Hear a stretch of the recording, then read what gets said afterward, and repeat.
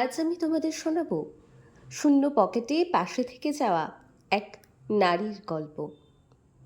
মা বাবার আদর না পেয়ে দাদুর কোলে বড় হওয়া রাহুল আজও নিজের স্বপ্ন আঁকড়ে বাঁচে। ছোটবেলায় বাবাকে হারিয়ে আর মায়ের ফেলে যাওয়া ছেলেটা ট্রেনে হকারি করে চিটবাদাম বিক্রি করত। দাদুর বয়স, শরীর ভেঙে পড়েছে। রাহুলের পক্ষে ট্রেনে ঘুরে ঘুরে হকারি করা সম্ভব হচ্ছিল না। আর ঠিক তখনই তার জীবনে আসে পাড়ার মেয়ে শর্মিষ্ঠা। কোনো প্রশ্ন না করে, কোনো অভিযোগ না করে সে রাহুলের সাথে সংসার শুরু করে। রাহুল রোজ ট্রেনে হকারি করত, আর শর্মিষ্ঠা দেখাশোনা করত শয্যাশায়ী দাদুর। কিছু মাসের মধ্যেই যখন দাদু এই দুনিয়া ছেড়ে চলে গেলেন, তখন দুজনে মিলে জীবনটা নতুন করে গড়ে তোলার সিদ্ধান্ত নিল।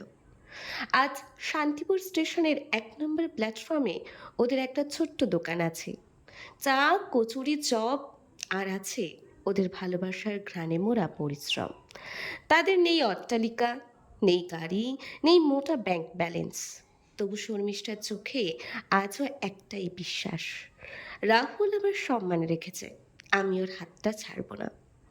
এটা শুধু একটি প্রেমের গল্প না, এটা সেই প্রমাণ যে নারী টাকা দেখে না, দেখে ভালোবাসা আর পুরুষের সম্মান।